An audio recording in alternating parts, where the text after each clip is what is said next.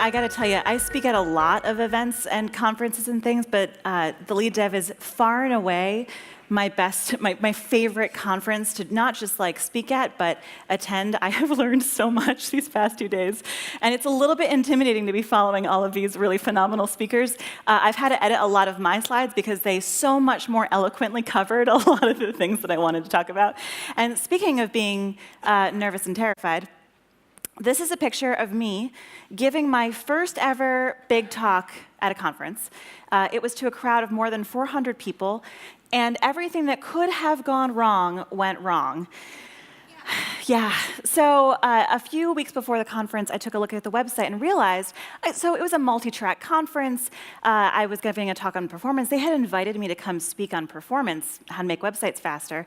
And I thought I was going to be in one of the different tracks where people could come and choose to visit my talk. But when I looked at the conference website, I realized, oh no, I was giving the keynote. Okay, so, edited my content to make sure it was a little bit more understandable for people of all different backgrounds, all different experiences, maybe people who weren't interested in learning about performance. And then as I was standing by the side of the stage, I was listening to them introduce me, which was a much different introduction than the very gracious one that Mary just gave me.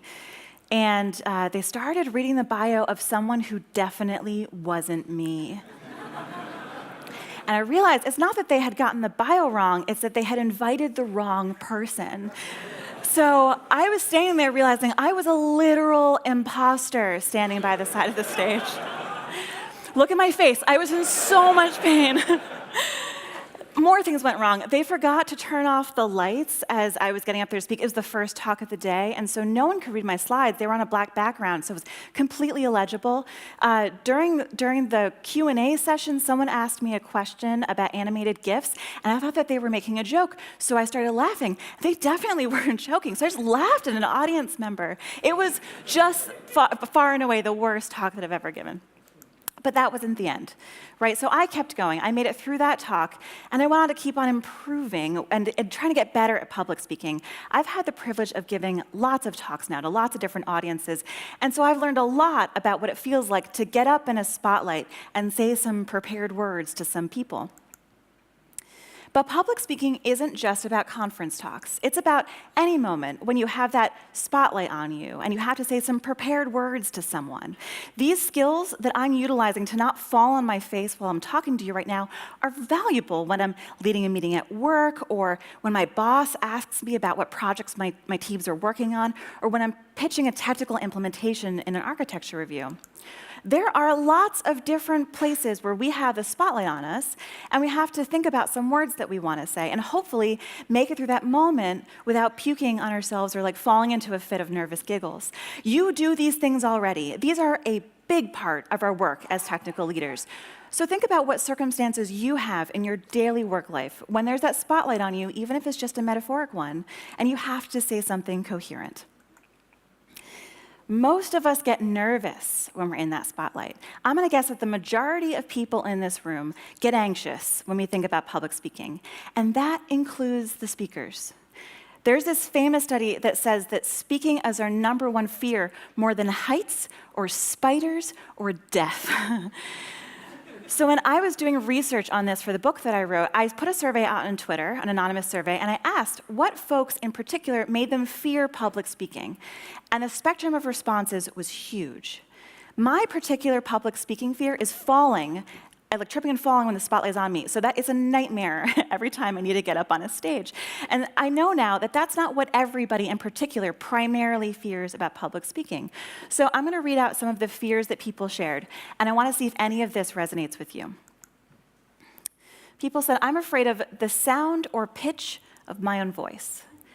I'm afraid of my heart racing and therefore getting out of breath quicker or getting tongue-tied. I'm afraid of people judging whether I'm dressed appropriately. I'm afraid of being judged for being fat, not on what I'm saying. I'm afraid of needing to pee while talking. People had lots of fears about being wrong. People said, I'm afraid of elegantly explaining something that is actually wrong. I'm afraid of showing that I'm ignorant about something that I thought I was knowledgeable about. Or I'm afraid of getting a question I can't even begin to answer. There's this third huge group of answers that had to do with being judged. People said, I'm afraid of not being impressive enough. I'm afraid that everything I say becomes so messy that anyone can refute it. People said, I'm afraid that no one learns anything and the people who I'm talking to are starkly aware of it. Someone said, I'm afraid of being exposed for the fraud I have always felt like.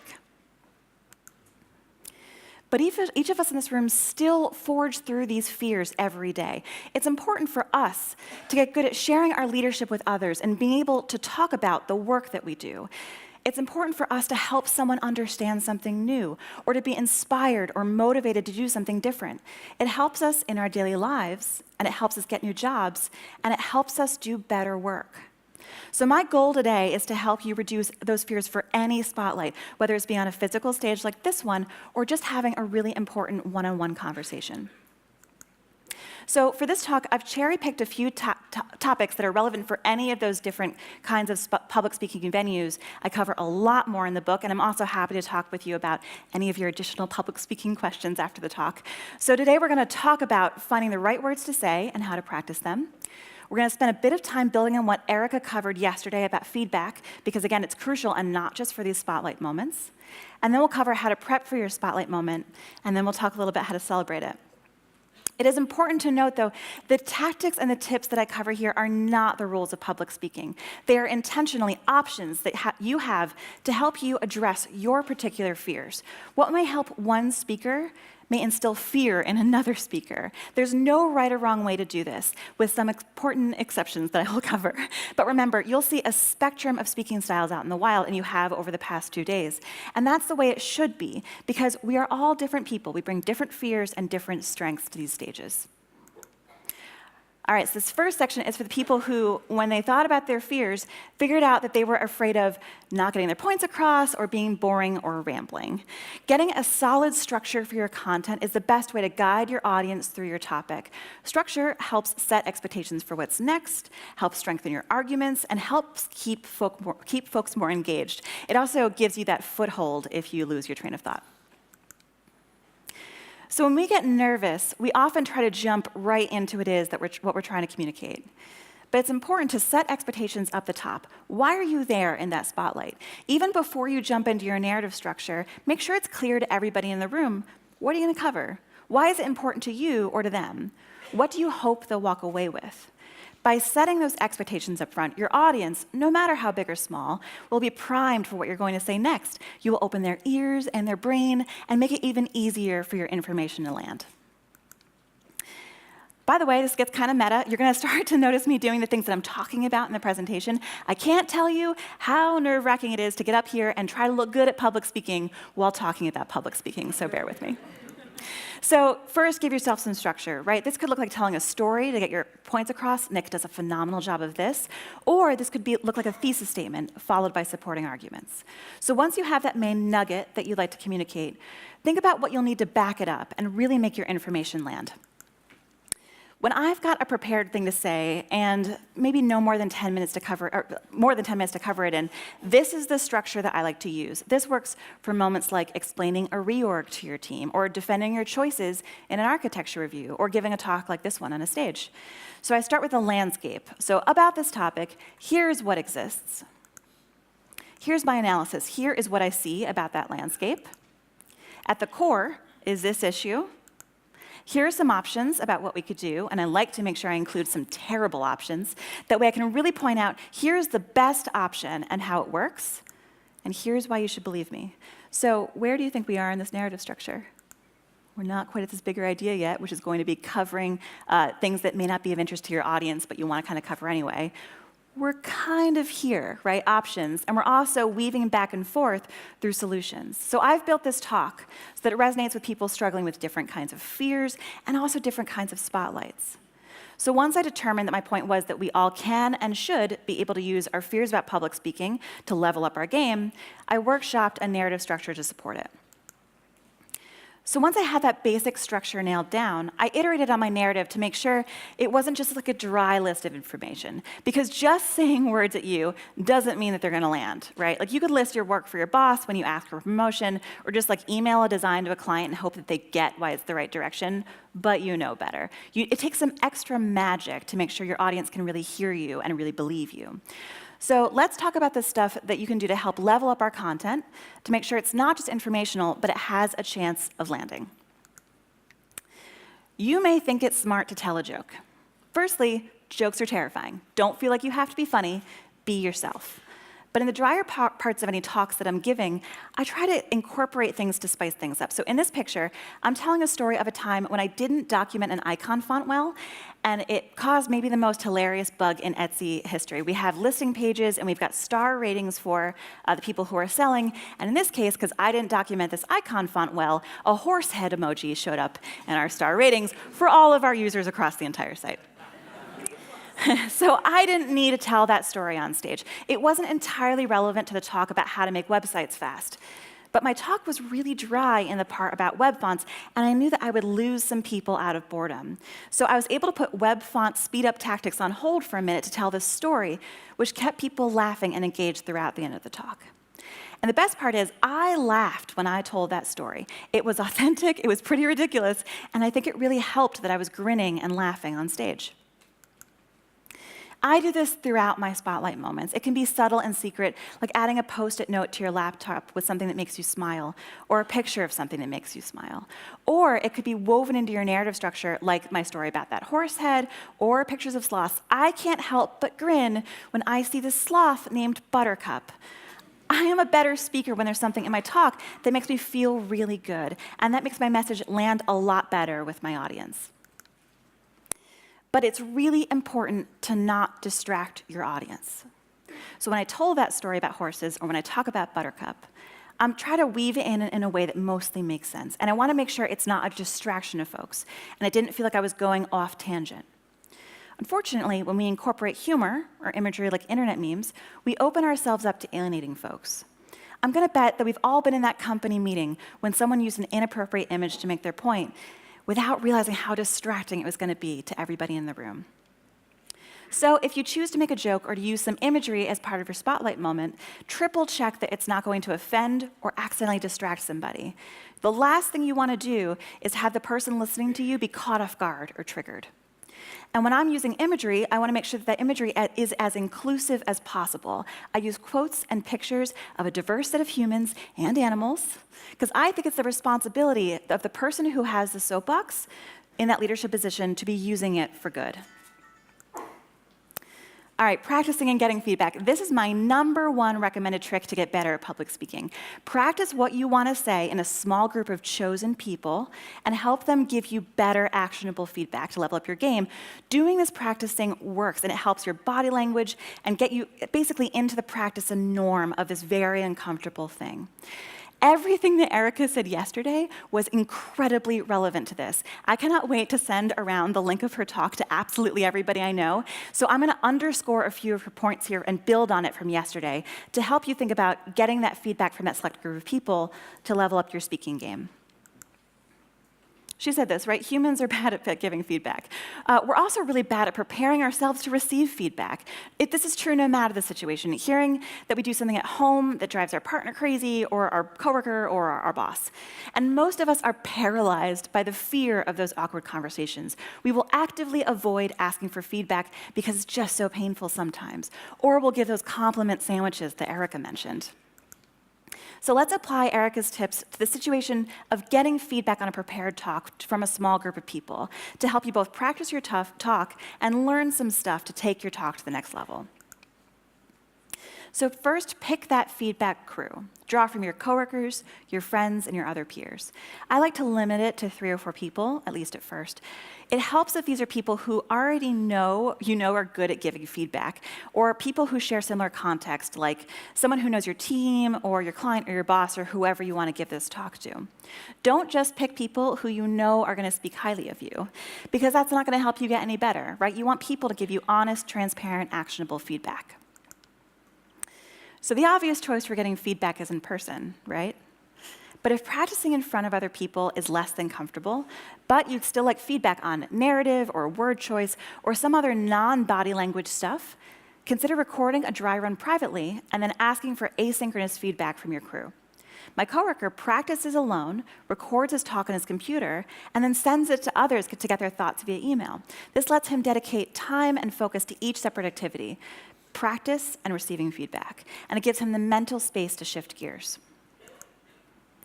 But if you choose to practice your words in person, this is your chance to gather nonverbal feedback and practice reading the room.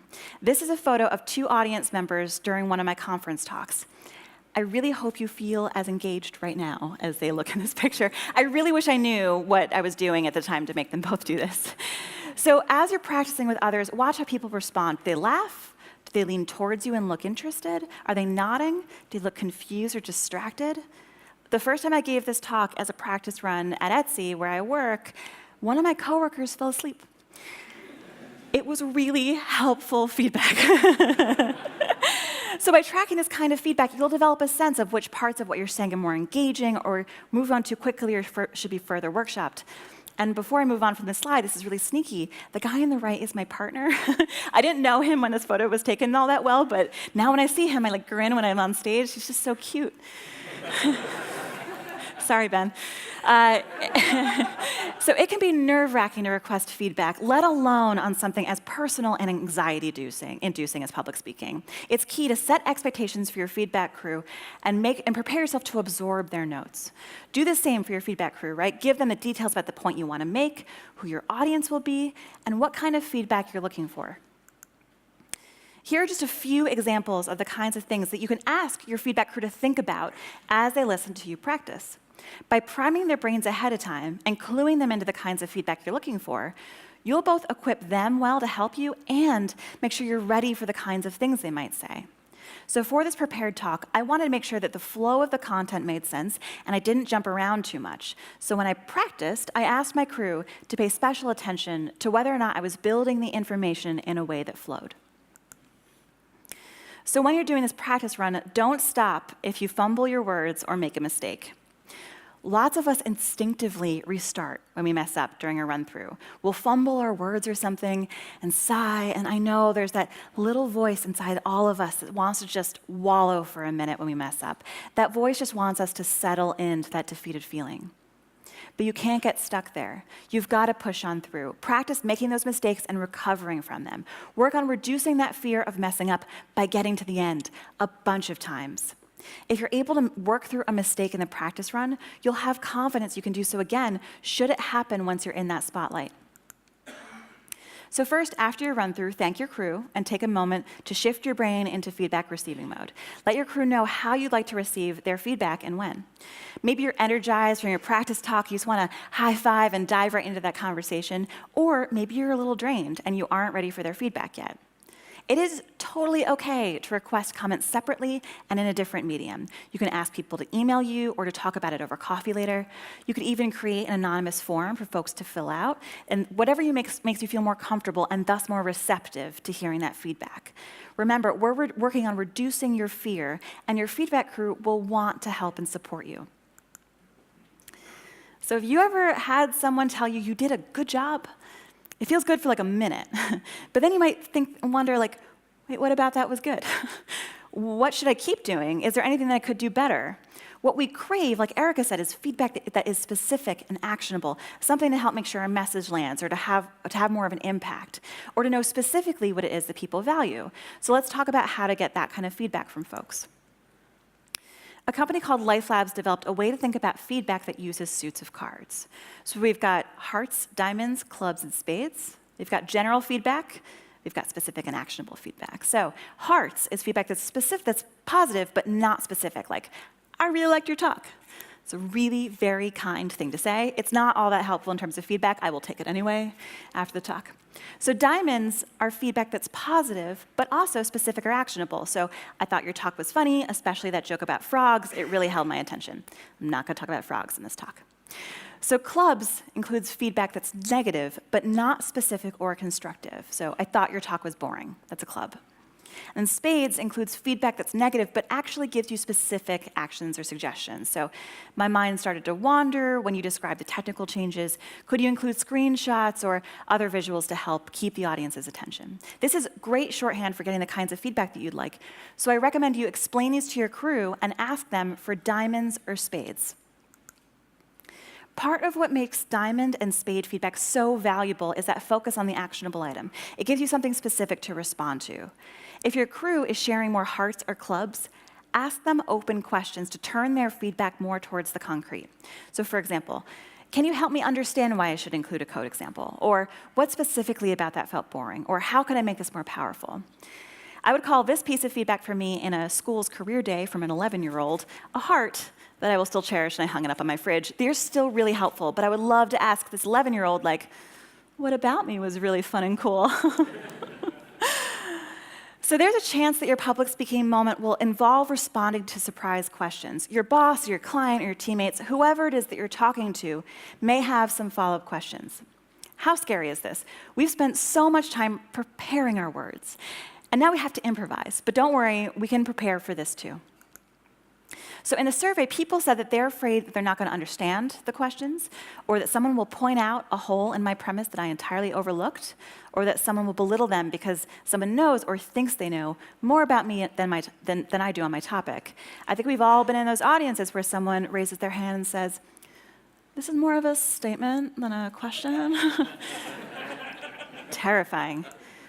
But have you ever attended a talk and actively rooted against a speaker? How have you felt when you watch a speaker get tongue-tied or get asked a tough question or lose their train of thought? It is painful to watch because as humans, we have empathy. We for sure don't want the person in that spotlight to feel bad or to worry.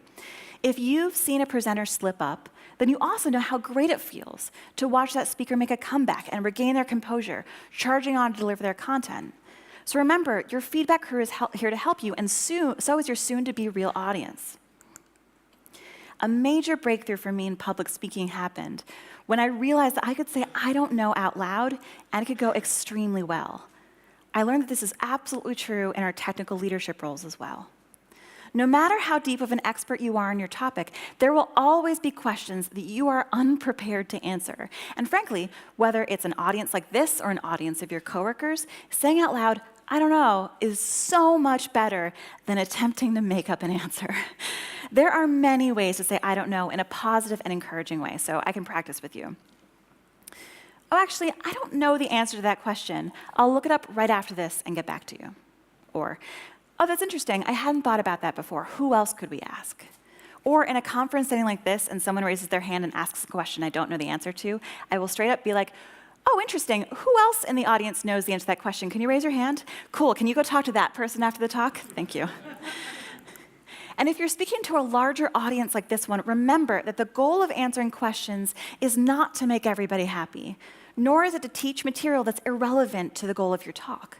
For the most part, you are the person who is in charge when you're in the spotlight, and you have a lot of power to reframe questions or move on from weird questions or do whatever you can to help people listening continue to learn. So running a practice Q&A can help you vet answers and phrasing and get comfortable saying "I don't know," and help you develop strategies and coping mechanisms for those key fears. Ask your feedback crew to ask you some follow-up questions about your topic. And once you're starting to feel good on that front, you can level up your prep and ask to field tougher questions.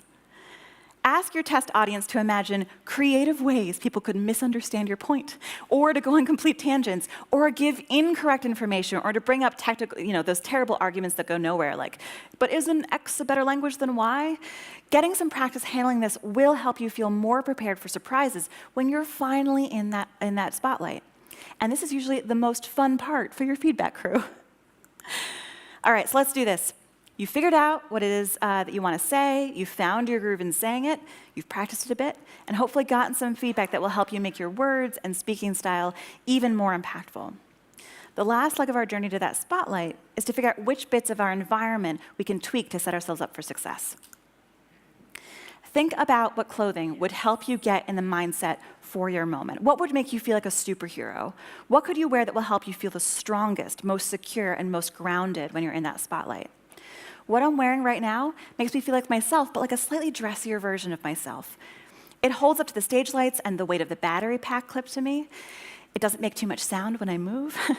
And it looks like I'm taking the event seriously. And the most important thing for me, for my own fears, is I'm not going to trip and fall in these boots when I get up here.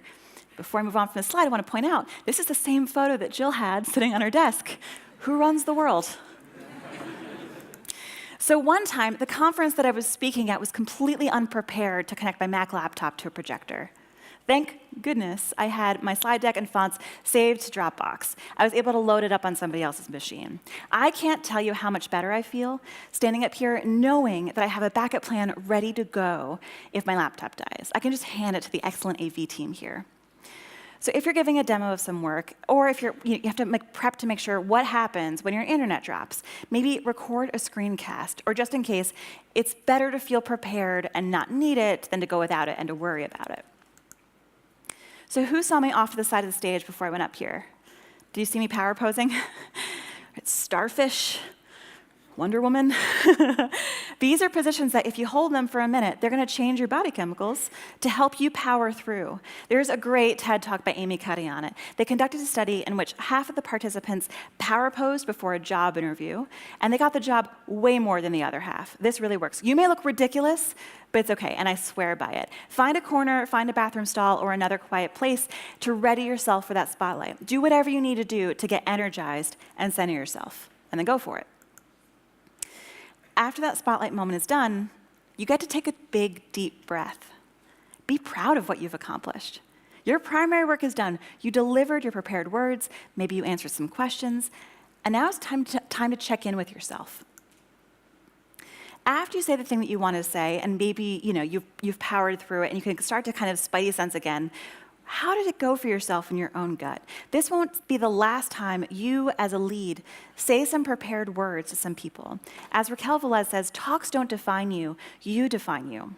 Talks come and go, but every single one will make you a better you. And then, eat your donut. A number of other speakers over these past days have referenced celebrating your achievements. I could not agree more. Years ago, I found that whenever something awesome happened in my career, maybe I got published or promoted or launched a project, I wouldn't take time to celebrate the achievement. I'm an achiever by nature, the kind for whom every day starts at zero. I noticed that whenever I would achieve something, I didn't really feel it on the inside. It felt like I wasn't accomplishing anything in my career. Oh, cool, that Alyssa Part article went up, and I would just kind of move on with my day. So once I realized that this was happening, I decided to be deliberate about marking achievements by eating one donut. Sometimes more than one if it was a really big deal accomplishment. The act of donut eating has actually helped me feel like I'm accomplishing my career goals because it forced me to take a minute with myself and focus on the accomplishment. Because donuts, to me, feel like a celebration. And as I started to share this idea with more people, I found that it resonated with others, especially young career-driven women and non-binary people who are routinely achieving goals and furthering their career, but don't take the time to note their own success. So find out what your version of a donut is. Make sure you are acknowledging to yourself the huge accomplishment of saying some prepared words under a spotlight. It is a big deal, and you should be sure to celebrate it. We're here now, by the way.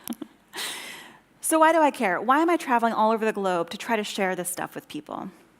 I believe, and I think that you all believe, that what we need in this industry is a spectrum of new voices.